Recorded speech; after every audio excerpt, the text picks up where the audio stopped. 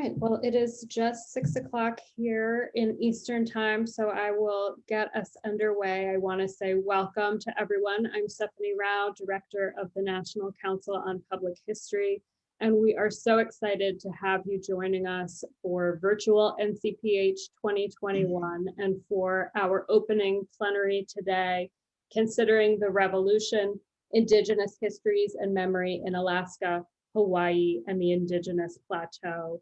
This plenary is the first of 5 roundtables that NCPH will be doing with the National Park Service in the lead up to the 250th anniversary of the American Revolution. And I am so excited this is the way that we are kicking off that series of conversations. And first, I want to welcome Tom Medema from the National Park Service. Tom is the Acting Director for Interpretation, Education, and Volunteers. So Tom, welcome, and thank you for joining us. Thank you, Stephanie. Greetings, everyone. Yes, as was mentioned, my name is Tom Medema.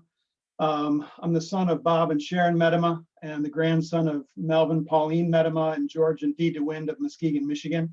And that's where I grew up, the traditional homelands of the Ottawa, Chippewa, the Potawatomi people.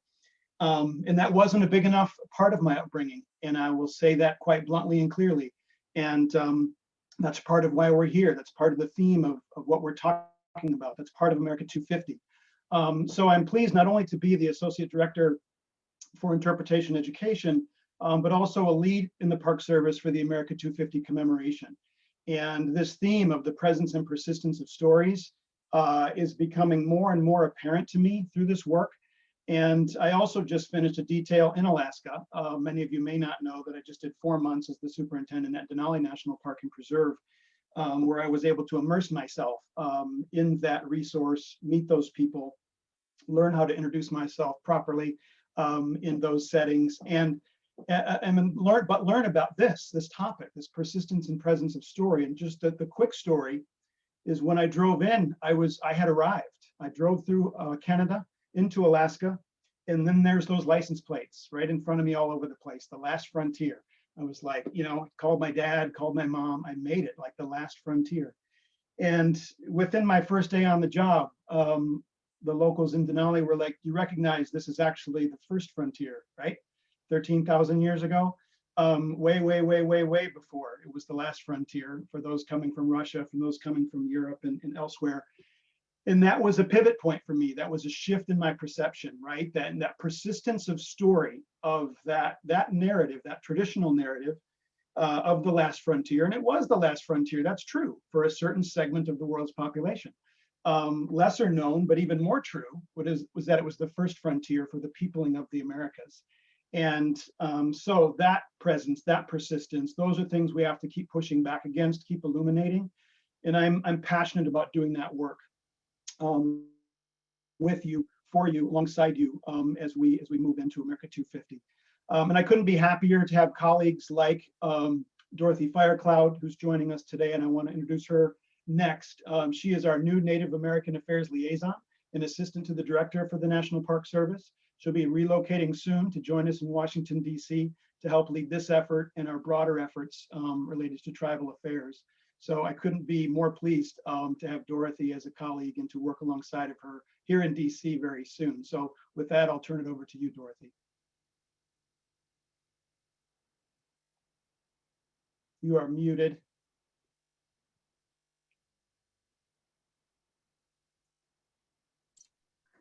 Okay, sorry about that. Okay, so it's my honor to be with you today. My name is Dorothy Firecloud. I'm a member of the Sachangu Lakota from the state of South Dakota.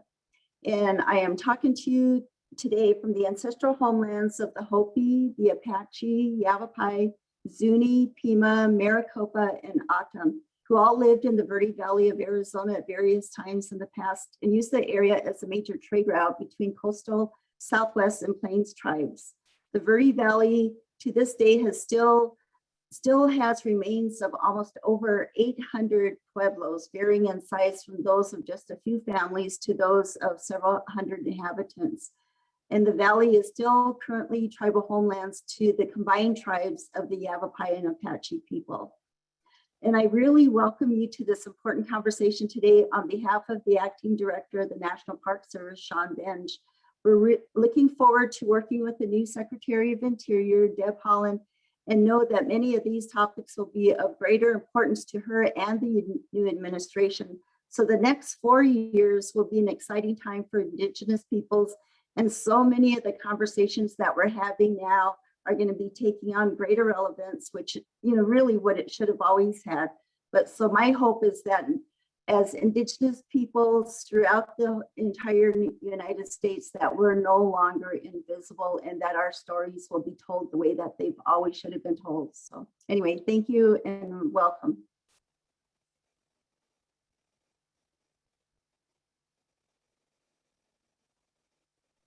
Okay, thank you so much, Tom and Dorothy. What a beautiful way to kick off our session.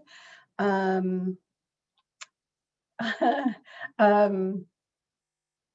am feeling a little emotional because of the very exciting news about Madam Secretary Deb Haaland, the first Native person to hold a cabinet position at the presidential level, the first Native person to direct the Department of the Interior after 170 years, and she's 8th in line for the presidency.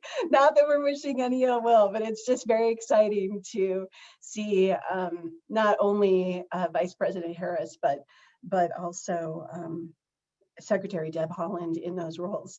Extremely gratifying for all of us. So welcome to our session today. Lori Arnold, Kin Director of Native American Studies, Associate Professor of History at Gonzaga University. Kin Sinakes, to call the Confederated Tribes. I'm coming to you today from the ancestral homelands of the Spokane Tribe of Indians here near Gonzaga University. We really thank you for joining us for considering the revolution, Indigenous histories and memory in Alaska, Hawaii, and the Indigenous Plateau. I'm so honored to share this stage today with Mikiala Paskaya, interpretive park ranger and storyteller at Kalapapa, Molokai, Hawaii. Maya Kataklukin, superintendent for the Western Arctic National Parklands, Alaska, and Dr. Amy Lonetree, Ho-Chunk, associate professor of history at the University of California, Santa Cruz. I'd like to extend a special thank you as well to Stephanie Rao, executive director of the National Council on Public History, and John Sprinkle, bureau historian at the National Park Service. Their shared vision for collaboration made the session possible, and their input throughout the planning process for today's session has been invaluable. Also, a big shout out to Megan Hillman at NCPH for every single thing she's done to bring this conference together and make it possible for us to be together today and throughout the rest of the conference over the coming weeks. In West of the Revolution, historian Claudio Saunt called on readers to broaden their boundaries of 1776 and recognize a vibrant continent beyond the battles waged in the first American colonies. This panel advances that work. Drawing on Indigenous narratives of Hawaii, Alaska, and the Indigenous Plateau, panelists will engage in discussions of place, history, and story, and practices of decolonizing interpretation and memorialization. The session will offer opportunities to see continuities in Indigenous languages, traditional ecological knowledge, stewardship of narratives and of homelands, and ongoing efforts to recenter Indigenous histories of place. Each of our panelists will introduce themselves in turn as we arrive at their presentations. The session is scheduled for 90 minutes, including time for Q&A at the end. As you have questions, please submit them using the Q&A function during the webinar. The session will proceed in the order that I just listed us, so I'm up first. 10,000 years ago, Creator placed our ancestors by these waters. Let me get into, here we go. The Swanetqua, He charged the four-legged beings with our care, and knowing that humans were yet too pitiful to survive on our own. Salmon also volunteered his body to feed us, and with these guides and protectors by our side, we made our homes and grew our families and cared for the lands which cared for us. Centuries passed. About 9,500 years ago, the man who would become known around the world as Kennewick Man died and found a resting place along the Swinequa, where he remained undisturbed until the last decade of the 20th century. Then the Ancient One, our ancestor, was dislocated by people unknown to him, removed from his river, and suffered years of scientific experiments before he was once again laid to rest in his homelands. Many stories unfolded and were told and retold in the intervening millennia, and cultures and identities emerged from those narratives, shaping what we recognize today as plateau lifeways and values. Some aspects will resonate across Indigenous communities, some are distinctly our own. As we think about the 1770s in what is currently the northeastern United States, I call on us to look west, farther west, to a place sheltered by mountain ranges, nourished by rivers, and fed by prairies rich with foods that nourished us. The place we call home is known as the Columbia Plateau. I call it the Indigenous Plateau because it was and remains an Indigenous homeland, and because the man after whom it was named never ventured here. Rather than erase its people, we decolonize that name and restore them. The region sits between the Rocky Mountains and the Cascade Range, spanning a territory from what is currently southern British Columbia to northeastern Oregon in the United States. The people of this place speak both Salish and Sahaptin languages, and they have resided on these lands together since Europe was in its Mesolithic epoch. Imagine that. Our ancestors recognized each other then in ways that we recognize each other now. Plateau peoples were interdependent.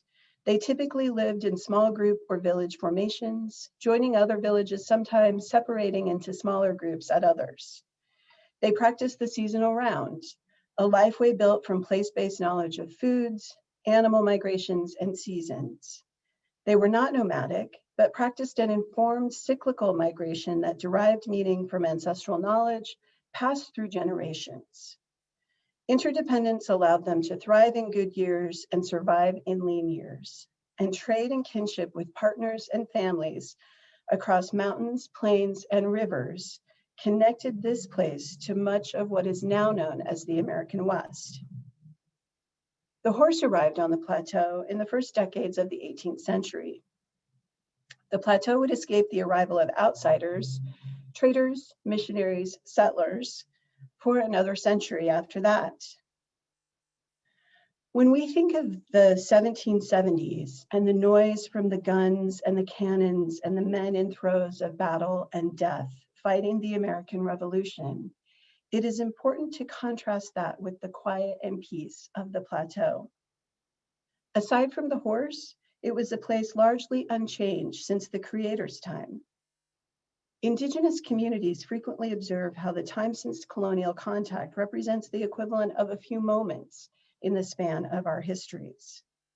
Non-Indigenous traders did not arrive on the Northern Plateau, the home of Kettle Falls, until 1810, only a few years after Lewis and Clark's expedition took them across the Southern Plateau. The region's largest city, Spokane, Washington, would not see permanent non-Indigenous settlement until the 1870s, a century after the American Revolution. Despite their recency, colonization and settler colonialism have wrought great change on the plateau. Gone is the stillness which pervaded this place until extractive industries arrived. While the outlines of the mountains provide the same ballast, hydroelectric dams have changed the shape and flow of the rivers, perhaps none more than the mighty Swinequa. This river begins in British Columbia and flows nearly 1,250 miles to the Pacific Ocean. Less than a century ago, it still flowed in its self-selected channels. Today, 14 dams mechanize that river, electrifying much of the Pacific Northwest and California and irrigating the Columbia River Basin. Grand Coulee Dam, constructed between 1933 and 1942, was built without fish passage. So the salmon who were indigenous to the river's headwaters haven't been home in 80 years. For millennia, Kettle Falls was the most important fishing and trading site on the northern Indigenous Plateau. Thousands of Indigenous people would travel to this site in the summer, reuniting to fish, trade, gamble, and renew or establish kinship ties. In good years, people remember so many fish that it seemed possible to cross the river on their backs.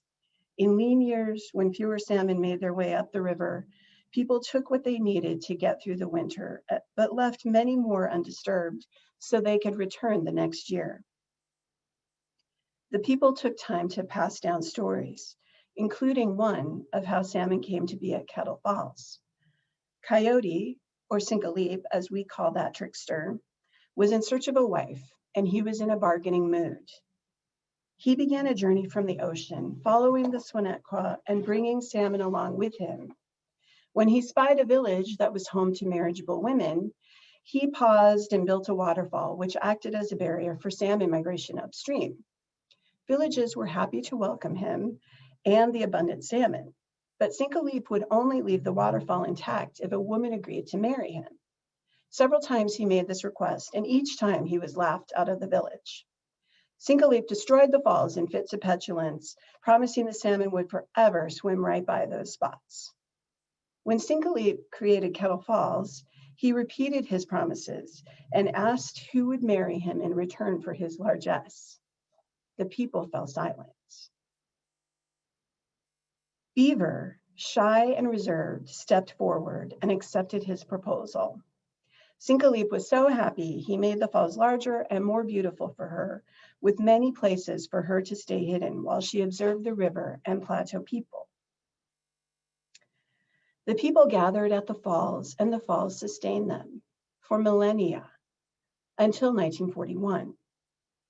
In 1941, Grand Coulee Dam was nearing completion, and the US government told citizens and leaders of the Colville Confederated Tribes that the reservoir created by the dam would soon change the river's flow and its shorelines, and would submerge Kettle Falls under man-made body of water. The reservoir would be 130 miles long and would be named for the president who visited the dam during construction. In June 1941, the Colville tribal community hosted a ceremony of tears to bid farewell not only to the falls, but to the way of life which had sustained them for countless generations, for millennia. Plateau people dressed in their finest and sang and prayed and feasted in honor of their past and the salmon and so much more. Once the reservoir was complete, Lake Roosevelt National Recreation Area opened to visitors. These days, more than 1 million people per year visit Lake Roosevelt. And what you can't tell here is that the falls, this is the same place. This is the same exact place in these two photos. The falls are now submerged up here, and Lake Roosevelt covers them. This bridge spans the lake. These days, more than 1 million people per year visit Lake Roosevelt. They come to water ski and camp and revel on houseboats.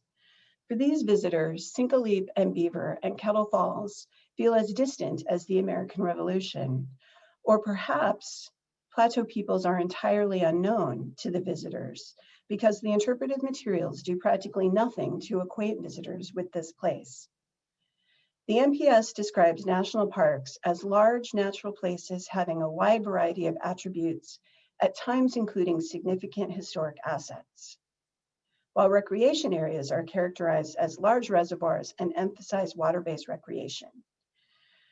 The Swinequa is clearly a place replete with narratives and historic assets, so minimizing it as a playground misses opportunities to introduce visitors to its vibrant past and dynamic present. The Lake Roosevelt website, which hasn't been updated since 2015, posts this in its History and Culture tab. The mighty Columbia River has drawn people to its waters for over 9,000 years. Plateau peoples thrived on its fisheries. Trappers and traders plied its currents and rapids. The last frontier post stood watch on its shores. Grand Coulee Dam transformed the river into Lake Roosevelt. Its salmon lost, the new reservoir helped power the Northwest. Today, its sceneries and stories wait for you. The narratives referenced in the site's materials include only those of outsiders, Canadian traders, Jesuit missionaries, American military. And the loss of salmon is described in the passive voice, as if no one bore responsibility. This despite the fact that the Swinequa serves as a boundary for both the Colville Indian Reservation and the Spokane Indian Reservation, despite the fact that the Ancient One knew these waters as well as he knew himself 9,500 years ago. Lake Roosevelt submerged the falls, but the National Park Service erased Plateau people and our lives and histories when it decided to exclude us from narratives about our own homeland. This year's conference theme is the presence and persistence of stories, and the aim is to explore place through narratives known and less known. Students in the American K-12 system study the past as a series of important events through lenses of fairly uniform perspectives. The great men of the American Revolution is one example of this training, but those narratives represent a fraction of the history which occurred in those places. In this session, we call on communities and educators to broaden the revolution's boundaries. The 1770s represent an unquestionably significant moment in American history, but multitudes of Indigenous peoples lived beyond the geographic and ideological bounds of those conflicts. For them, the date we celebrate each Independence Day was just another day in their lives. The war initiated change, but on the plateau, for example, it would take nearly a century before colonization was firmly established. Even now, it is important to understand that a 150 or 250-year-old lifestyle is but a moment when compared to millennia of lifeways. On the plateau, we recognize the presence and persistence of lifeways and people, because the people and this place carry our stories for all time. And in the words of Choctaw author Leanne Howe, if worse comes to worse, and people forget where we left our stories, the birds will remember and bring them back to us. Our stories survive. Thank you. Mikiala, I'm turning it over to you.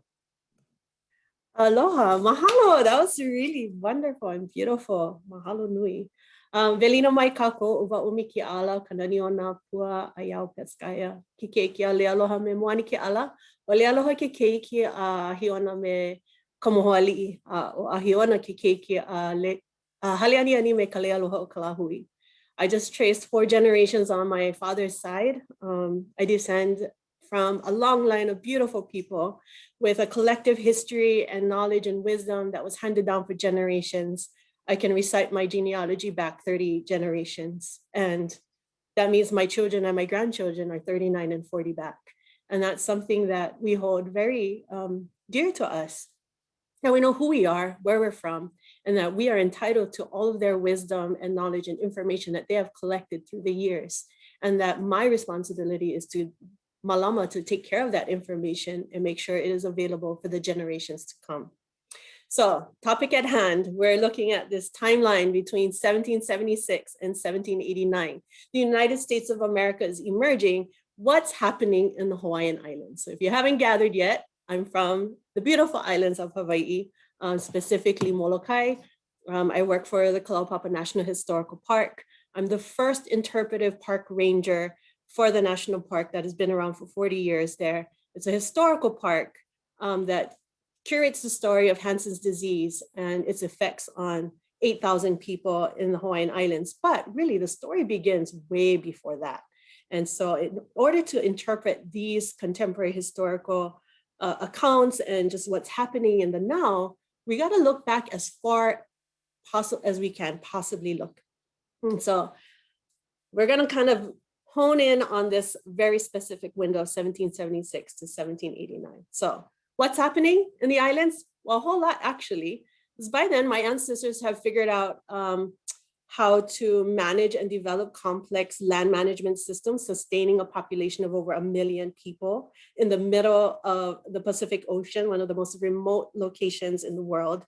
They had managed to develop government and politics that managed all of these people and resources, but all of that was really aligned closely with their relationship to the environment and to the generations that had come before them, and just really focusing on relationship. We had this collective accountability and responsibility to the generations before and the generations to come after us. And when we look at just science, technology, engineering, math, those disciplines are so like all the rage now. But my people exhibited such poignant and such wisdom in those areas. They developed 32-point star compass and mapped the entire sky and could move around the Pacific, traveling to all these different South Pacific islands for centuries. Like we've been moving around, and then there's some other guys on the other side of the planet that kind of figured out how to do that too, and they wanted to come and check us out. Super cool. We named every wind, every rain, every animal. We had a 2000 line chant that took from the darkness and just sort of chronologically put into the evolution of every plant and animal that existed in the Hawaiian Islands. I mean, we were all about curating information and not just looking at our personal observation, but how that connected to this large collection of wisdom and information for centuries. So here we are. We knew that the earth was round. We knew that the sun was a star. We knew all of these wonderful things and didn't think twice about it. So in 1776, while America's being born, we've got a whole lot of stuff going on. I'm not sure who else in the world knew that we existed. Several ships comment on seeing us, but they're on a mission. They were just going by. And so they didn't pay attention or stop in until 1778. We had Captain James Cook, who's a British ship captain, pull in. He was on this expedition of the South Pacific and trying to collect information about different people, geography, plants and animals. And so he wasn't really on the trade route like everyone else. He had a different focus. And so they're recording. He's got this media team. He's got scientists. They're taking samples. They're taking notes. And they're going through the Pacific, collecting all this information. So they hear that we're out here. When he comes to Hawaii, he is trying to make these connections between who we are, these people that he's meeting and where he's been. He also starts operating with a whole lot of assumptions and misinterpretations of those connections, which proved to be quite fatal for him, unfortunately. But so you look at that moment, it's the first impression of my people to the rest of the world. It was captured in that moment. And yet we already knew that the way he was interpreting things, he and his team, that they were relying on their limited experience and that it was going to be a while before they got the story straight. So I want to take a moment to dispel a myth. Hawaiians often prepared food in an underground oven with heated rocks. And we had a separate similar looking oven that we used strictly to process the deceased, removing the flesh until just the bones remained. And this was a process that was reserved for the highest of chiefs, the highest ranking chiefs.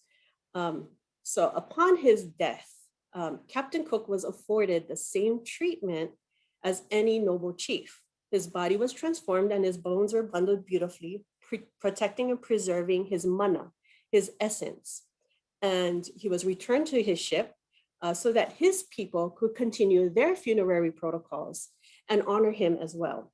And they knew that this was the only way that they would be able to transport and return him to his family, which that was a very important value for us. And so this act of great care, right? Knowing like that chiefs were where they ended up, their disposition of their bones was of great significance. They wanted to afford Captain Cook this same honor. And so the worst thing you could do was to destroy the bones, which then would essentially erase them from the entire energy of the world, of the universe. And so the fact that that didn't happen to him showed already the perspective of the Hawaiians in respecting Captain Cook, giving back his iwi, his bones to his people. Okay, so on our side, ultimate respect and honor. However, if you've never witnessed anything like that, yeah, so imagine his crew, they saw food prepared in this underground oven, they see something else similar. Next thing they know, they're getting back a bundle of bones. There's no body, there's no coffin. The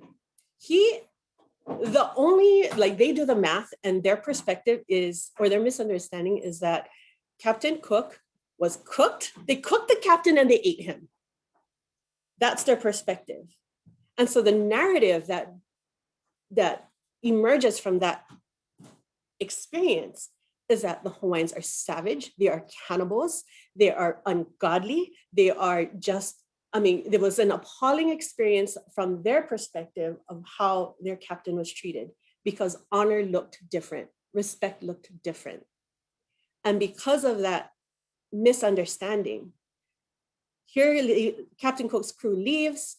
All of these scholars are capturing this sort of characteristics of the Hawaiian people, and that's what gets shared out to the world. And so just from that experience there, the narrative is already, the trajectory of that narrative is already in motion. So I'm going to jump ahead to 1786. So there's Captain Nathaniel Portlock and Captain George Dixon. They were on Captain Cook's expedition with him, but they come back to the islands in 1786. And on the island of Kauai, they meet a chief named Ka'iana. They remark in their journal their time with him and how the political landscape has shifted. And they also mention the way he's interacting with his children in particular, how he played with them and exhibited great care and fondness. And it's like those depictions sort of contradict the idea of us being cannibals and savages. And so to me, it's really important that he's portrayed in this way. Well, several months later, Chief Ka'iana unfortunately finds himself on the wrong side of this dispute that involves his first cousins. They're warring over control of the islands and he basically picked the wrong side. And so his cousin wants him dead. So in a bold move, he decides he's going to catch a ship and escape the islands and sort of, because he knew these ships were starting to make this circuit. And he was like, maybe I'll just come back when things quiet down. So he puts his family in safety and boards the Nootka, the ship captained by a man named John Mears, hoping to return later when things are safer. So he doesn't really know where the Nootka is going. He thinks it's going to Europe or Britain, like where these people are from, but he winds up in Macau and eventually in Canton, China. Chief Ka'iana stands 6'2", bronze man, feather cloak, feather helmet. He's holding a spear. He is walking the streets of China in these little port towns with all kinds of people. And still, he was quite peculiar. He stood out very clearly. He was fascinating. People had never seen anyone like him before. And of course, being in politics, he knew what diplomacy was like. He knew that he had to, he needed to engage with certain people so he could recognize who was the leader, and he started trying to make connections. Also, because of his journey over, the people who were on the ship with him grew very fond of him. And so they start introducing him to these different cultures. While he's in China, there's all these records of him engaging with different foods, music, culture, ceremonies. I mean, there's just all kinds of things. And they're watching how he is interacting in these spaces. So like an example, he's gifted 2 rabbits and they see him and he's like imitating them and he's doing all kinds of things and they think it's really funny. But what he's doing is he is recording information as his ancestors have done for hundreds of years. He's using all of his senses to try and capture these details because he needs to go home and relay this information to something that his people have never witnessed before. And so he has this overload of trying to just collect the data, okay? So if you can imagine this man who knows the value of this information, one thing he comes into contact with is gunpowder. And we had already just had a few, exposure to cannons and guns. And he's like, this is where this like really amazing black powder comes from. And so he starts really paying attention to all military tactics and just munitions and the sort. And he figures out that there is a way to leverage his safety when he returns by curating, taking care of this knowledge. Okay, so Ka'iyana will eventually make his way. I mean, there's tons of really cool stories I got to share with you guys later. But okay, so he jumps on the ship and it's going around the passage, right? And they come around the Pacific Northwest. He goes through Alaska and he's seeing the other side of the trade routes. So he's seeing where ships are being built and schooners and lumber and all fur trade. And so he's starting to see how all the dots are connected and understanding more about this new place being, this new country emerging America. And he's like listening to what their values are and what they're looking for. And he immediately realizes that the Hawaiian Islands are going to catch cracks. Like people are going to come after us. And he needs to make sure that he brings back as much intel as possible because we need to get ready for the rest of the world to discover us. So anyways, Ka'iyana was forced, so he makes it back and his information is very valuable. He winds up siding with, so his cousin that wanted him dead, he's still in power. And then there's this other guy, Kamehameha. So there's Kahekili and Kamehameha, 2 very powerful chiefs, and Ka'iyana has to go align with Kamehameha because Kahekili still has a grudge. So Kamehameha scores all this really rich intel, which eventually, I think you know that part, leads to his success and eventually ruling the entire Hawaiian Island chain. And so he does benefit from Ka'iyana's intel that he brings back. But I want to just focus back on Ka'iyana because he was forced to align with different chiefs in his 40-year lifespan. And he's depicted in Hawaiian narratives very differently. Because, so if you look at the ones that liked him, for example, the ones who loved him and praised him for his wit and integrity and appreciated him, he's portrayed one way, but others portrayed him as a traitor, as a selfish conspirator, an opportunist. And so he's sort of depicted in different ways, just in Hawaiian narratives. From abroad, 12 non-Hawaiian sources, so people who were in port, people who met him there, recorded their interactions with him. They all spelled his name phonetically, and so there's different versions of his name, so he was kind of a hard character to track. But we've managed to kind of collect information about this one person, and he was being observed, and he was also an observer. And so all these multiple perspectives of who Hawaiian people were, what the Hawaiian Islands were all about, what the culture was like, all of these different things are captured in this sliver of time from these multiple perspectives. I'm sharing that because today, as a Hawaiian scholar, where do I go for this story? What sources do I consider and how do I consider my history?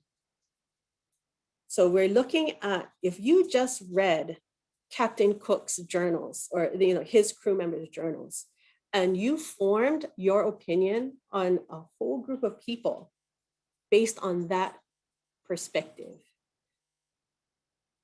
it takes you on a different route than if you considered, I wonder what else could there be? what else could be going on? What did I miss? And so I love Ka'iana because I think he represents an example of just how important multiple perspectives are and trying to transport yourself back into that time. So a lot of times we react with our perspectives now. But that's the whole point. We study history to inform us of our actions today. That's what my ancestors did. They kept track of the tide and the birds and the fish and the plants so that they could make the most educated decision today to make sure that there was still food, there would still be shelter, that everyone would be safe. I mean, it's part of that collective history that really guides us today. So now I am part Hawaiian, part Chinese, and part Filipino. Ka'iana traveled to China and to the Philippines. And so I'm fascinated with him because I want to see his perspectives interacting with all my other ancestors as well. It's culminating into this one character. So anyways, through our continued dialogue in this space, we can bring a more robust understanding and reconciliation maybe of the accounts of history to align in the most useful way to inform our actions today.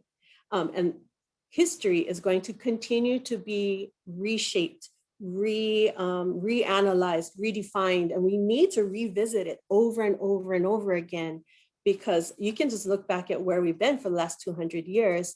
And even in the Park Service, we're continuously trying to shift that narrative and create more space for voices. As a Native Hawaiian, of Molokai, I'm born and raised on that island, as have been generations of my family. Being the first interpretive park ranger and now the chief of interpretation for my park is not just a job, it is a responsibility I have to make sure that my people's voice and our perspective is present, not just interpreting 1866 and on and the height of Hansen's disease, but what was happening, who are the people that were there before and what made that land and that space so special so that we can better understand everything that happened after this. So mahalo for allowing me the opportunity to bring my ancestors into this space and my voice and my lens and perspective. I look forward to continuing this conversation with the rest of my peers on this panel. Mahalo.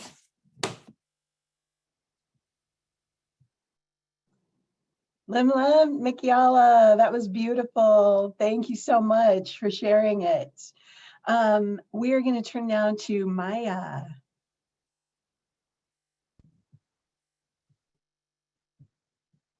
Can you see me and hear me? Okay. Yes, okay. Good afternoon. It's afternoon. I'm actually in Alaska right now. If you want to share your screen, I can just go and I'll ask you next slide, please, if that's okay. And while you're doing that, I can do my introduction. Unuksha lotak, uvanga katak, kikik darug mirunga, usisoli gurorunga, Savaktunga National Park Service, Akalangapanga, Alunik, Ukpiglu, Ananga, Atatanga, Katak Upikson Dalidarlu. I am Maya Kataklukin from Sisolik and Kotzebue, as an Indigenous Kikikdarug mute, as well as an Indigenous Sami from Northern Finland. My parents are Willie and Jenny Johnson of Sisolik. I think the first slide is the one with Beluga on it. My parents are Willie and Jenny Johnson of Sisolik and Chickaloon, and my grandparents are Doc and Katakaris of Sisolik and Floyd and Hazel Johnson of Anchorage and Chickaloon. I do want to thank you guys for inviting me to give you just a small glimpse of my own history and the history of the Indigenous people of Northwest Alaska. Is that the first slide that shows up?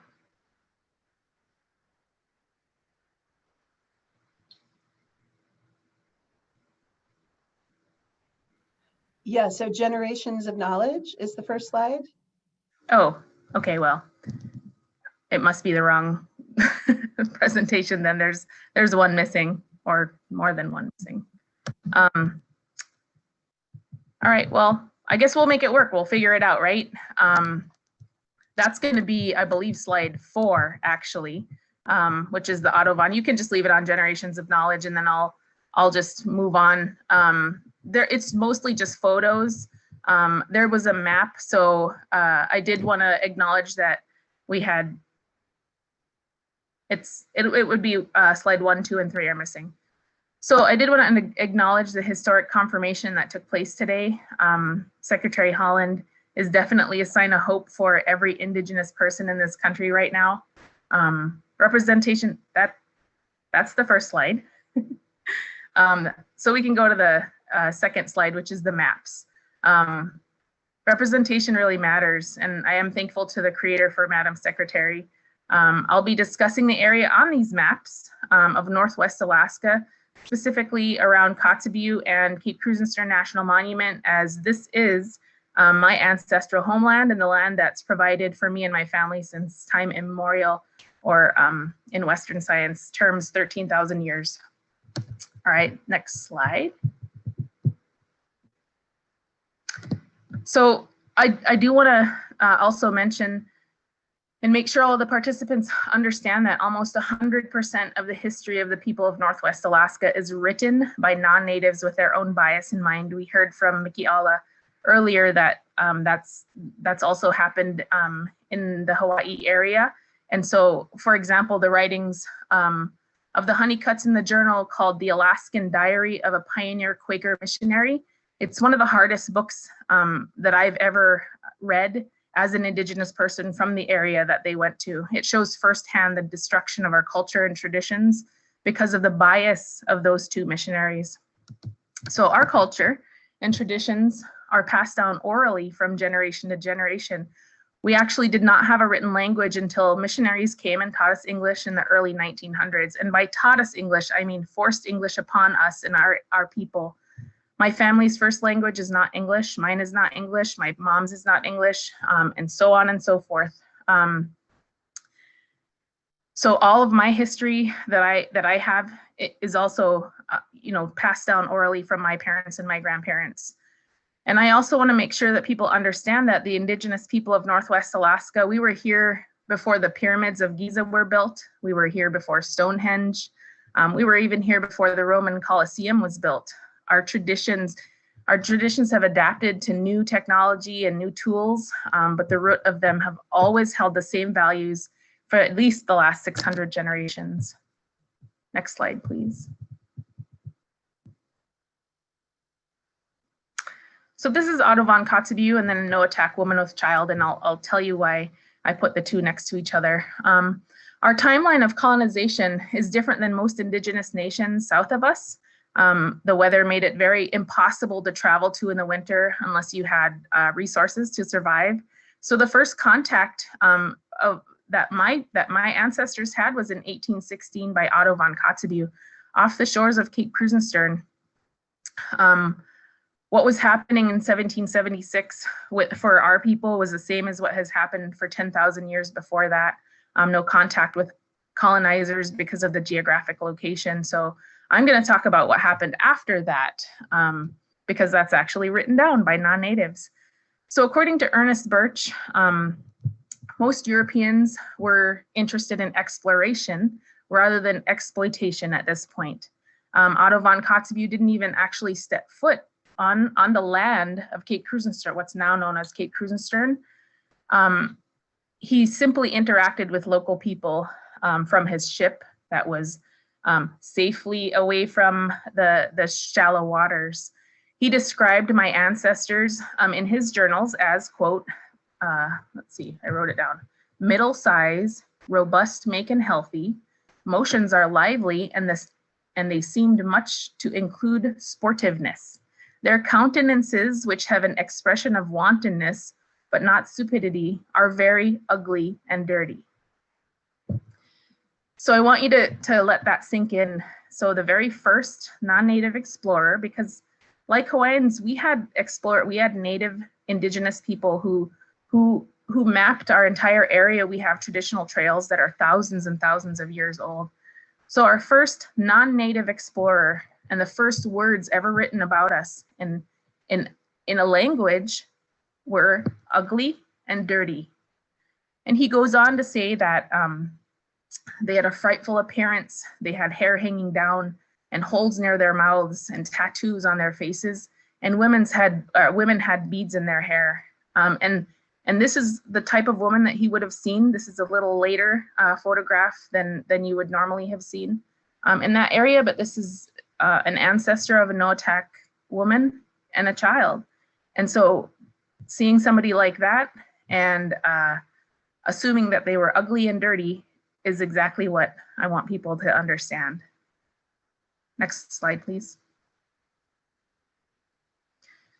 So by 1831, Frederick Beechey had arrived, and he spent much more time in that area for 10 years, actually. He was interested in exploration as well, rather than exploitation. He mentioned that the locals were continent, industrious, and provident. He's remembered in oral history, in our oral history, as a friend and someone who taught the indigenous people shortcuts for hunting and taught people how to use guns and things like that. And so he was actually seen as not a foe and not an enemy, but as somebody who helped. And throughout this time, more explorers came through with trade, or to trade guns, ammunition, tobacco, and foods like flour and sugar, and actually sourdough. My family has sourdough from whatever came off of Beechey's ship, and that's the sourdough starter that we use still today. This continued for many years, and traditional events like the trade fair of the Cutnut Trade Fair continued to act as yearly trade opportunity for all of the bands or all of the nations of Northwest Alaska. And it's still celebrated today, actually, in Cape Krusenstern or in Kotzebue now. So that is also my great-great-grandmother working on seal at Cape Krusenstern. And then a photo I took from the internet of Frederick Beechey. Next slide, please. So earlier I talked about this journal here. In 1895, the Inupiaq people were living in harmony, sustainably harvesting wildlife resources. The language, the culture, and the traditions were flourishing, and that was in 1895. But by 1899, which is only 4 years later, 32-year-old Robert Sams, who's pictured here, and his new 19-year-old wife, Carrie, had volunteered to the Quaker Friends Church Mission under the insistence of Sheldon Jackson to travel to Kotzebue and to the Kikikdarumute and the Notalamute and the Napakdalamute people and the areas of those people to share the gospel. And this is the first actual colonization of my people that took place. Within 20 years, there was not one single Inupiaq person in the area who was not Christian.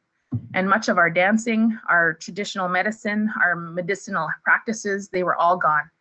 And according to Alan, in Fortune's Distant Shores, a publication by the National Park Service, the Sams were tasked and charged with the responsibility of the general uplifting of the native population out of barbarianism and into civilization, which included English literacy, cleanliness, and a total transformation of their native existence.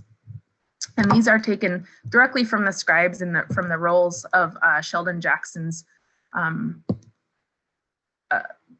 guess, information that they needed to take with them. Next slide, please. So today, my own grandparents and living parents have faced the same mindset of those native people being less than, being less smart. You know, like I said, it was not very long ago, 120 years ago, that this took place, and having less worth because they didn't speak English. Even today, I have a little bit of a hard time just because I don't have a large English vocabulary. English does not translate into the Inupiaq language very well. And vice versa, the Inupiaq language does not translate into English very well. We have multiple words for snow, and I know it's kind of a joke in a lot of places that Inupiaq people or Eskimos have a lot of words for snow, but it's really important when you have snow for 9 months to have different examples of what snow is. So we have different words for wet snow, dry snow, blowing snow, snow that's coming down very quickly, snow that's melting, and things like that. And so, when you try to translate those things to English, it doesn't come out in the way that that it's meant. And so even today, it's difficult as a English as a second language, which doesn't seem, that I learned English at age 3. So it's not like I haven't been speaking English for a long time, but the way that you're spoken to in Inupiaq is completely different than it is in English. But through this colonization that took place because of the missionaries, one thing remained. And what remained is our reliance on the land and natural resources to help us survive. Today, we practice a subsistence lifestyle similarly to what we would do 250 years ago and what we would have done 2,500 years ago. We have a thriving revitalization of our cultural traditions. The only things that really have changed are the tools that we use and the language that we speak. Everything else is the same. And we do have 600 generations of knowledge. And these 2 photos I chose just because the one photo is one that UAF, we found in UAF's University of Alaska Fairbanks' archives. And that is actually my great-grandparents, Yayuk and Aragagak, at the exact same spot as the lower photograph, which is my uncles and my cousin pulling ugruk, and they're doing the same exact task in cutting seals and seal hunting in the exact same spot 70 years later. Next generation, next slide, please. So I talked about subsistence and subsistence users having a unique connection to the land. It's fostered by tradition, by a lifelong experience, and by our knowledge gained by this oral history that we have, this experience of observation and analysis of natural events that's shared among family members and members of a community. So this photo is my mom and her cousin and aunt, and off camera, there's 2 more generations of women cutting bearded seal with the same tools in the same way that they would have done 250 years ago in 1776. I actually wasn't there. This was taken last July, and if you can see, they're wearing the same atikluks, we call them, and they're using ulus. And again, the only things that have changed are the tools. So now we use steel and we use cotton and we use waterproof gloves, rubber, things like that, and the language. And they're speaking English here because that's what they all share in common, is a very strong English speaking background now. Next slide, please. So that same knowledge used before European explorers wrote that we were ugly and dirty is used today. We're taught at a very young age that we don't waste any resources, any subsistence resources. We still are connected to the land like we were 250 years ago. And even, and when Otto von Kotzebue and when Frederick Beechey came and when Robert and Carrie Sams came, we were still, subsistence lifestyle was still thriving, and it is still today. We're taught that fish, wildlife, and other resources, we take what we need when we need it, and we treat all living things with respect. We're taught not to damage the land, to take care of the land, and subsistence and food security is that living tradition based on a deep respect for that wildlife and for sharing those resources with others in the community as well. And nothing has ever taken that away from us, and nothing ever will. I have a very unique opportunity as the superintendent. I am the very first Indigenous superintendent at Western Arctic National Parklands, and I am managing 9 million acres of ancestral Inupiaq lands. And it's my responsibility to use my voice to talk about our oral history. The oral history that we have, that we know to be true in our area, and not use things like the journals of Otto von Kotzebue and Robert and Carrie Sams. I think it's really important to read those to see what other viewpoints that other people may have, so we can come into an area and come into a meeting understanding that maybe that's all they had and they didn't share this oral history and oral knowledge with us. And so that's why it's really important to ensure that our voices are heard. And again, you know, representation matters. And I think that Secretary Holland's confirmation today has been just a historic event that's taken place for all Indigenous people across the United States. And even though people may not think that it's really that, you know, a small area in Northwest Alaska, that's actually, I looked at the temperature, it's minus 29 degrees wind chill right now. It may not be significant to people, but it is significant to us. That's our history. We've lived there for 650 generations, and we're going to continue to live there, you know, time immemorial. And I think that's all I had. I had some bullet points that I wanted to cover. I hope I covered all of them. Kuyana Nalag Miliktusi, thank you so much for listening to me.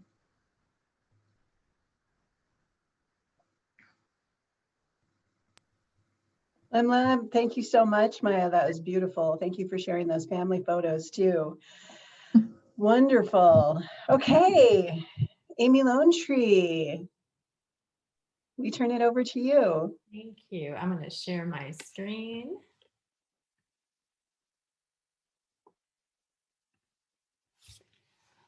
All right. Well, I first want to extend my gratitude to the organizers. It's an absolute honor to share the stage with this distinguished group of Indigenous women. I also want to join their voices in congratulating Madame Secretary Deb Haaland. It is such an amazing historical moment, and I think something that Indian country I know is really celebrating, and of course in Alaska and in Hawaii as well. It's amazing. So very happy about that. I want to first acknowledge the Awaswas speaking Yuipi tribe, on whose lands I have the privilege to live and work, and the Amamutsin, who are the contemporary stewards of these lands. I also, as Lori mentioned, I'm an enrolled citizen of the Ho-Chunk Nation and a very proud descendant of the Lone Tree and Little John families. Now, I've spent the last 25 years in counting, researching the representation of Native American history and memory in both national and tribal museums. And my talk is really going to focus more broadly on interpretation. Now, this work has taken me to the British Museum, the Minnesota Historical Society, and the Blacks Indian Museum, the Smithsonian's National Museum of the American Indian, the Zebwing Center of Anishinaabe Culture and Lifeways, and reached final form in my book, Decolonizing Museums Representing Native America in National and Tribal Museums. And the book focuses on the representation of Native Americans in museum exhibitions at the National Museum of the American Indian and the two tribal museums previously mentioned, the Blacks Indian Museum in Minnesota and the Zebwing Center in Michigan.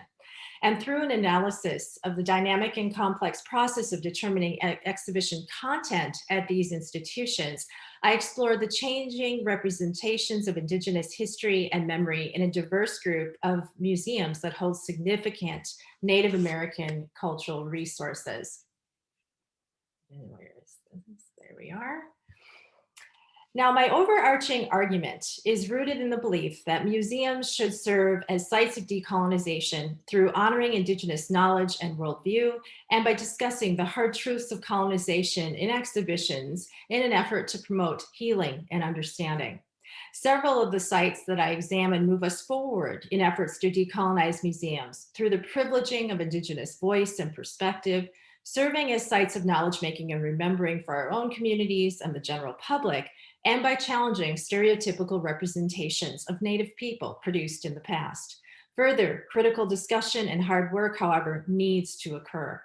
My goal is to advance the dialogue on what a decolonizing museum practice involves and extend our understanding of the potential of museums to be sites of decolonization. And a decolonizing museum practice must be in the service of speaking the hard truths of colonization. And this process of examining the hard truths also needs to include critical self-examination on the part of colonial institutions regarding their relationship with Indigenous tribal nations and communities in the past and in the present. Now, when tracing the genealogy of the central argument of my work on decolonizing museums and what a decolonizing museum practice involves, my engagement with the Smithsonian's National Museum of the American Indian was critical to my analysis. The museum opened in September of 2004 on the National Mall in Washington, D.C., and the museum staff collaborated with 24 different North and South American communities on the content for the 3 permanent exhibitions focusing on tribal histories, philosophies, and identities. And while I commend them for their collaborative work with Indigenous communities in almost all aspects of museum practice, I had 3 overarching concerns. First is the absence of a discussion of colonialism and its ongoing effects in their inaugural exhibitions. And second, I was concerned about the needs of the audience and whether they were understanding the new knowledge system at work in the institution. It is one thing for museum and exhibition developers to understand their take-home messages, right? But is the general public understanding those messages? And my third critique focused on the attempts made by the National Museum of the American Indian to frame their museum as representing a form of cultural reconciliation between Native peoples of the Western Hemisphere and the United States government. Now, most of these critiques were centered on the exhibition entitled Evidence, located in the Our Peoples Gallery. And the gallery was meant to tell the biggest untold story of all, that contact, in quotations, between vastly different worlds changed everything. The exhibition dealt with the aftermath of contact, disease, warfare, dispossession of lands and resources, and the role that Christianity played in the process. Evidence was a very object-based exhibition, but without any labels associated with individual objects. And here is what it looked like. At the entrance to the gallery, the word evidence was emblazoned on a large frosted glass wall with objects buried underneath, designed to suggest that the exhibit itself was a, quote, excavation site where history is buried, lost, and found, end quote. And from there, you came upon a case with large black letters stating 1491, filled with figurines supposedly representing the diversity of tribal nations before contact. And next, you came upon cases filled with gold and other riches of the Americas, symbolizing the great wealth in abundance throughout the hemisphere.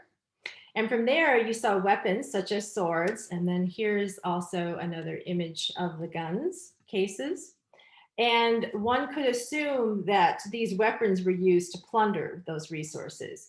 And behind the gun display was a case filled with Bibles, and around the corner from that one, a case filled with treaties. And the guns, Bibles, and treaties formed the storm installation, that represented the 3 forces: guns, foreign governments, and Christianity, that all tribal nations in the Western Hemisphere faced after invasion. And this is an image of the storm installation. Now, the exhibition Evidence has since been deinstalled, but it certainly informed my understanding of the importance of discussing the hard truths of colonization in our museums and our historic sites. Now, over the years, while attempting to complicate the discourse on the National Museum of the American Indian, I was faced with several questions regarding how to effectively present Indigenous history within exhibitions. In essence, if there are problems with this particular National Museum's presentation of Native American history, how does one effectively represent the complicated and challenging history that both addresses the hard truths of colonization and also honors Indigenous understandings of history? Furthermore, if I caution against referring to the NMAI as an example of a decolonizing museum, what would a decolonizing museum look like? As I considered these questions, several key Indigenous women scholars served as interlocutors. First, Māori scholar Linda Twice-Smith, whose work Decolonizing Methodologies traces how decolonization extends beyond just, quote, the formal process of handing over the instruments of government, and is now recognized as a long-term process involving the bureaucratic, cultural, linguistic, and psychological divesting of colonial power. And museums are certainly part of this process. Dakota scholar Wazia Tweens' analysis on the important and urgent project of truth-telling in order to address the ongoing and systematic attacks on Indigenous bodies, lands, sovereignty, and lifeways in the past and present proved essential, along with Lakota scholar Maria Yellowhurst Braveheart's work on historical trauma and historical unresolved grief. All of this, along with my own research, helped me arrive at this central argument that the most important aspect of a decolonizing museum practice of the 21st century is to engage in truth-telling, to assist in healing, to promote community well-being, empowerment, and Indigenous nation building. And this project involves more than just moving museums and historic sites away from being elitist temples of higher learning to forums for community engagement. A decolonizing museum practice involves speaking the hard truths of colonialism and centering Indigenous knowledges and ways of knowing in interpretation and programming. Now, one of the places that exemplifies a decolonizing museum practice is the Saginaw Chippewa's Zibuing Center of Anishinaabe Culture and Lifeways, a site that I started researching in 2006. Their 32,000 square foot facility includes a state-of-the-art research center, gift shop, and cafe, and a 9,000 square foot exhibition space that features the history, philosophy, and culture of the Saginaw Chippewa community as told from their perspective. What I would like to highlight here is their treatment of two themes in their permanent exhibition that I believe represent the best interpretive strategies and reflects a decolonizing agenda. First, their representation of history that reflects more closely an Indigenous understanding of history through a presentation of the oral tradition. And second, their ability to tell the hard truths or speak the hard truths of colonization in their exhibition. Now, as Indigenous people, we have long since established that we have a different way of understanding history from non-native people, and the most important difference is our adherence to the oral tradition. At the Zibuing Center, what happens on the exhibition floor privileges the oral tradition, which provides the overarching framework for the visitor to engage with Anishinaabe history and culture. And here is a replica of an ancient petroglyph site, and you see two figures carving teachings in stone. Nearby text panels explain how their ancestors transmitted knowledge in this manner for future generations. And the Zibuing Center then becomes part of this ongoing process of simultaneously creating, preserving, and disseminating knowledge about the Anishinaabe past and present. Now, the exhibition highlights the 7 fires of the 7 prophecies of the Anishinaabe people, which are part of their oral tradition. And the museum is organized around the prophecies, and this is a very effective and intimate manner in which to narrate their history. As visitors travel through their exhibition, each of their prophecies is introduced on text panels. Visitors then hear the prophecy, which is spoken first in Anishinaabe and then in English. And the prophecies are the narrative thread that connects the contents of the museum and conveys an understanding of their tribal philosophies and spirituality. By representing historical events within the context of the prophecies, instead of through a rigid adherence to the specifics of US Indian relations, the museum engages in important decolonizing strategy. It privileges the oral tradition and Indigenous conceptions of history. Another important point about their desire to have the prophecies be the overarching narrative structure is that the museum, while honoring tribal understanding of history, also provides a well-organized structure in which the visitor can engage with the material. And here is an image of the seasonal diorama space. And it is in this space where their first 3 prophecies are introduced. Now, the second theme that at the Zibuing Center that makes its narrative strategy so effective is its direct presentation of colonization. The community's desire to build this museum had everything to do with wanting it to be a site of knowledge making and remembering for their community. They wanted it to be a place where the difficult stories could be told. At the Zibuing, as the Zibuing Center staff members stated, quote, years of multi-generational trauma experienced as a result of years of oppression and alienation have left our community with many blanks in their communal history and memory. We felt by building this facility and acknowledging our past, it would allow us to begin a healing process for our community and the communities that surround us. So by narrating their history in this museum, the staff did not shy away from speaking the hard truths of colonization and the lasting legacies in their communities. Now, there are no silences around the forces that sought to destroy them. They're not using euphemisms here. As you can see in this text panel, you can see that they clearly name the United States government. So there are no silences around the forces that sought to destroy them in the effects of colonization section of the museum. And also notice the use of the active voice. And I also want to call attention to the use of the term genocide.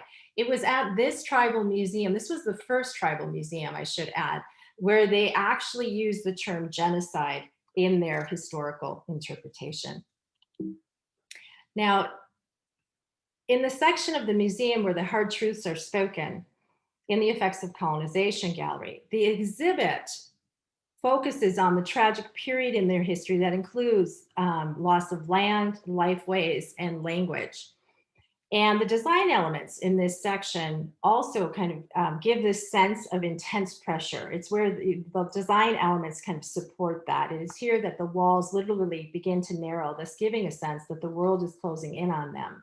And this gallery relays a painful story of great loss, which is done so effectively by layering information and including voiceovers and images that provide a visual break to the painful stories the visitors are reading. And here is an image during this period of the fifth prophecy that talks about loss of land. And here is an image that really kind of conveys what is happening to the land as well, that this is a devastating period for the Anishinaabe and the land. Now, in this most painful section of the museum, they strategically use audio to draw you toward the section of the museum that is designed to be a healing space after seeing and hearing the painful stories in the colonization section. The curators recognized that they needed to provide a space where people could collect their thoughts and have a moment of reflection after witnessing the painful truths, in an attempt to, quote, not leave open wounds in the hearts of the people. Now, this space, entitled Blood Memory, has a curvilinear and design, and also the healing smell of cedar. And as you are standing in the colonization section, you begin to hear a heartbeat and a beautiful song that three women from the community are singing. And the singing helps pull you forward from the difficult space in colonization to the healing space. And the text panel that I have at the slide introduces the concept of blood memory. Now, I argue that the effects of colonization gallery, along with the blood memory gallery, represent one of the most effective methods that a tribal museum can use to assist community members in the truth-telling and healing process. But alongside these stories, they also provide a healing space where tribal members and members of the general public can gain strength from understanding and reclaiming their rich cultural inheritance and identity. And another key point that I just want to briefly mention in the interest of time is that they do spend considerable floor space at this museum emphasizing their survival. And they also highlight their resilience, such as this case that shows iconic works of Anishinaabe art with the message that even during the darkest period in their history, their ancestors managed to create works of great beauty. Now, museums, as we know, are as much about the present and future as they are about the past. And as we look to the future, I believe it is critical that museums and our historic sites support Indigenous communities in our efforts towards decolonization through the privileging of the Indigenous voice and perspective, through the challenging of the stereotypical representations of Native American people produced in the past, and by serving as educational forums for our own communities and the general public. And the knowledge that needs to be conveyed in an explicit manner, both for our communities and the general public, is the hard truths of our history to a nation that has willfully sought to silence our versions of the past. Most importantly, we need to tell the hard truths of colonization explicitly and specifically in our museums and historic sites of the 21st century, to address the legacies of historical unresolved grief and trauma and move towards community healing and empowerment. Thank you. Wonderful, Amy Limlab, thank you so much. So it is 4:18 here on the Pacific Coast in Pacific time. That leaves us about 11 minutes in the session. So I think that I only see a few questions in the Q&A, but I know that there was going to be another way to translate them over to us. So let's pause and collect ourselves for a moment. And if the panelists can turn their cameras back on.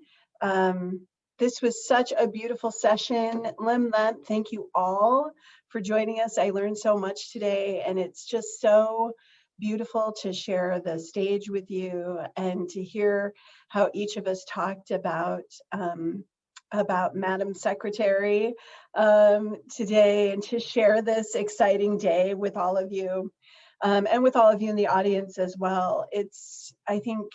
I think you can tell that for each of us, we feel a lot of emotion. We feel the transformation that this moment holds for Indian country, for Indigenous peoples of North America and beyond. So to the panelists, was there any comment that you wanted to make to each other quickly, and then we can turn to the questions? No. I think we had a lot of things in common.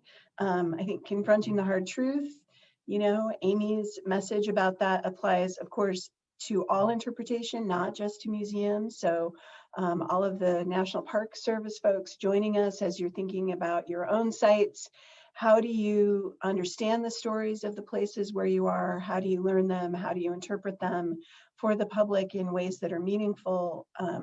Grounding your interpretation in Indigenous knowledge instead of only colonial knowledge, understanding the place has its own narrative and its own weight. And all of us spoke to the presence, right? The presence of our peoples individually and collectively of Native and Indigenous peoples in our homelands and beyond. So there's a wealth of knowledge surrounding all of you. Everywhere you are is Indigenous homeland. I think that's a really important key factor to keep in mind as you're looking to your work and thinking about your work. There isn't a spot, an inch of this place that isn't Indigenous homeland. And so keeping that in mind as you do your work as well, I think is very important. So I see some questions here. Okay, so here's a question.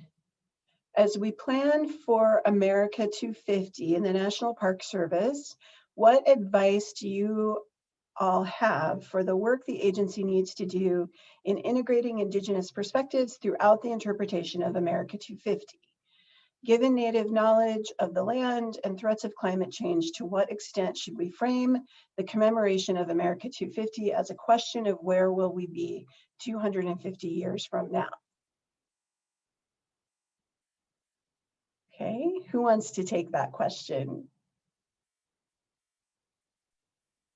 I guess I'll start, and I just want to say how honored I am to share the stage with all of you. Everyone conveyed such beautiful and powerful stories of regions that I think really exemplify what I'm arguing about, the importance of centering Indigenous stories and Indigenous understanding of history.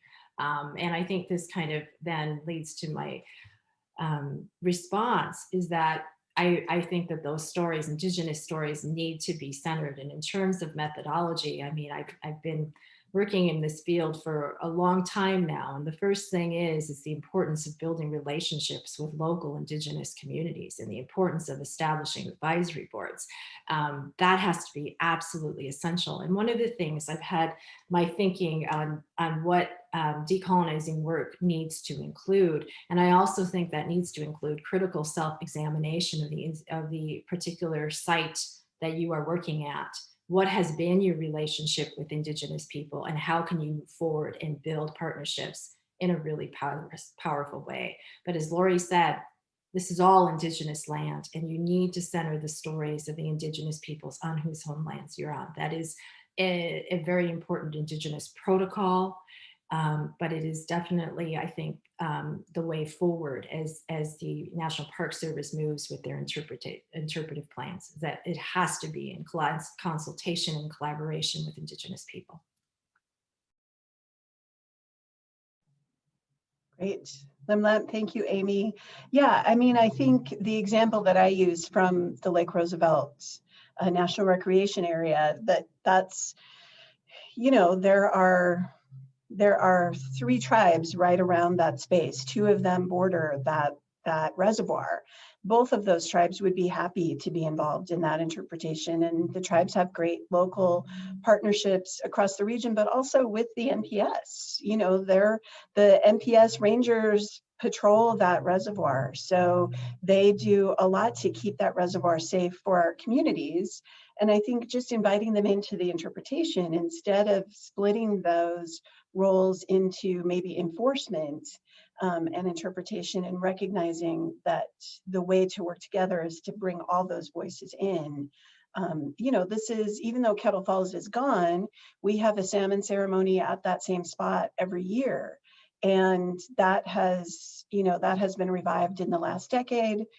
Certainly anyone's welcome at that. It's not only a Colville event or a Spokane event. So, so I think looking at ways to just ask questions. And, you know, I don't want to repeat what Amy said, but speaking from my own community, a really straightforward way would be to say, hey, how can we update this website to relate more of your stories here?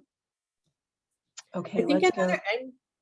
Yeah, no, go ahead. I think another angle to address is, how do we encourage our communities, our public, to shift and open up their perspectives to consider other voices. So even though we're including voices in a conversation, how do we make it safe for people to engage and feel comfortable? Because a lot of times including other voices sometimes makes people feel threatened that their own voice will be diminished or will be you know, devalued somehow, or the validation. And when there's contradiction, it makes people feel very emotional. And so it's creating these safe spaces that can we expand and make room for one more perspective and one more perspective. And part of that is understanding what informs our perspective. Where did we get this from? What are our values based on? What have we been taught or told in school, through our families, our communities, that have informed our perspectives and values? And sometimes the sort of reconciling that truth within ourselves is very intimidating and scary. And so it's creating opportunities for, like, feeding, I don't know what it is, but like, I facilitate these conversations with my students that gets them to just quietly to themselves, look at everyone else around, and then look at themselves. And because putting it out there makes you vulnerable. And that's when conversations get volatile. And that's not, I guess, as a Park Service, we want to just get people to question themselves. We don't have the answers, but we just need to start processes. So in the next 5 years, those are the kinds of things that we need to stimulate, is that self-reflection of where are my ears at? Not just where my voice is at, but where are my ears? Great. I really love that. Where are my ears? That's a great place to start every conversation. So I think related to that, to your response, Mikiala, here's a question. How can we address the issues of colonialism and decolonizing interpretation without disaffecting people who have been socialized and are invested in the traditional, parentheses, Anglo-American stories?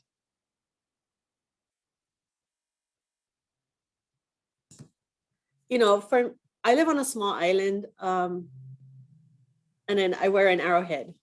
And so for a lot of people in my own community, I am the enemy.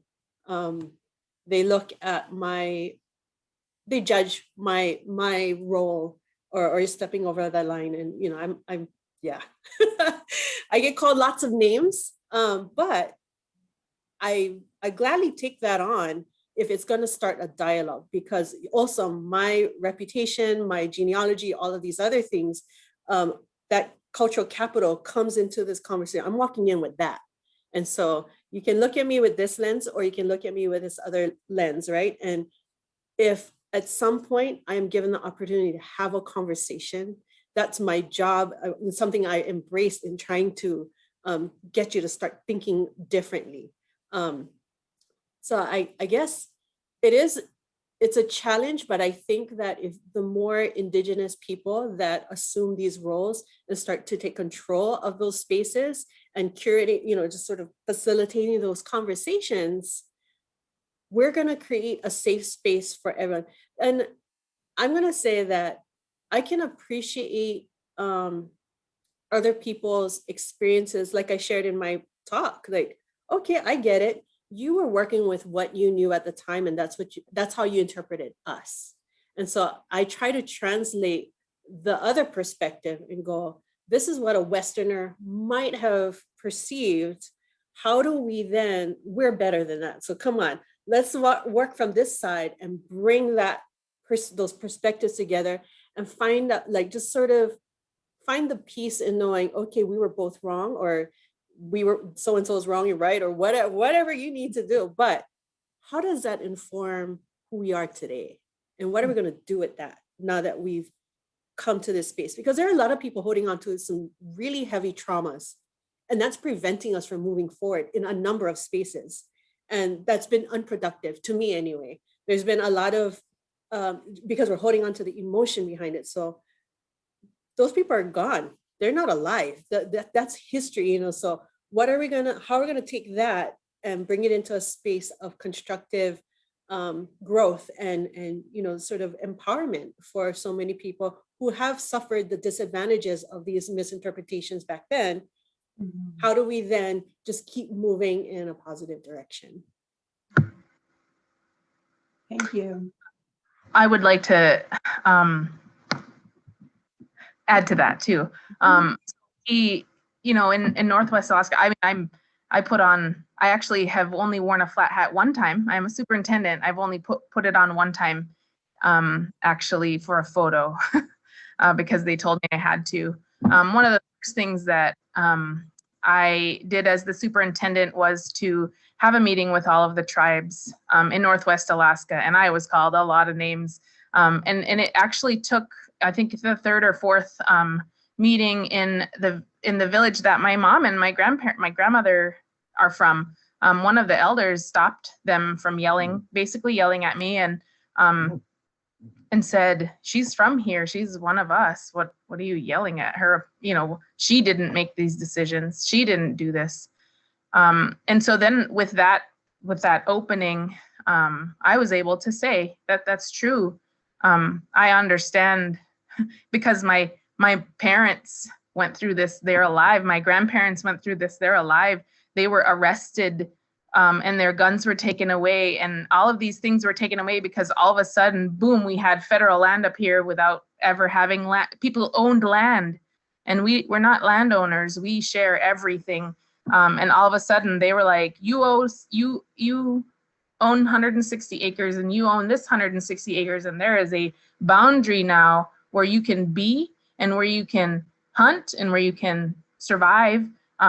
And then the federal government owns all this 9 million acres just for the Park Service alone in our area. And so I also came in with understanding that would happen. My parents warned me. My dad is a non-native, and he said, you're gonna get it from them. I hope you're ready for that. And I told him, luckily I grew up with you yelling at me, so I think I'll be fine. But I do think that having that representation matters, and I've said that multiple times, and I feel like a broken record. But when they see an Indigenous person who is like them, who grew up like them, I grew up without running water, without electricity, and I used the dog team, right? And they see that, and all of a sudden, I'm managing this land that is ancestral, making regulations on who can survive off of it, because that's what subsistence is survival up here. They see that, and they say they're ready to open their eyes and work with the federal government. I do also think, though, it's important to apologize for the past wrongs that took place. Like she said, I didn't make those decisions or those regulations. However, I can apologize for what happened because I know it was wrong. What happened was wrong. I can't compensate anybody or anything, but I can say this is the truth. The truth is that they came in and they did this, and that was not the right thing to do, but that is not what we're trying to do. So how can we work together? And so, you know, we have a really good relationship. And I think even if there wasn't an Indigenous superintendent from now on, from here forward, because I actually am switching positions, that they're still going to be open to that, because they see local people in the park, they see local employees, they see all of those, you know, myself in this position. We have a superintendent at Bering Landbridge who's Indigenous. We have a superintendent at Lake Clark who's Indigenous. We have a superintendent at Sitka National Historic Park that's Indigenous. And so I think just making sure that they see us and they know, you know, we have the same history. We share the history with them.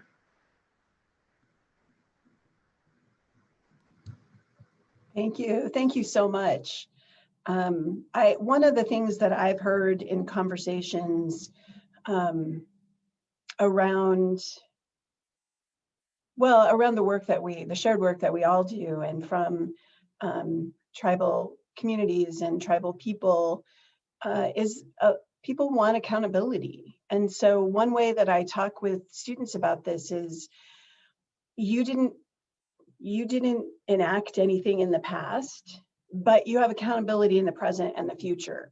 So what are you going to do? What role can you play? And empowering people, empowering American society, and giving them credit for being interested, being curious, being willing to learn more, I think is a great way to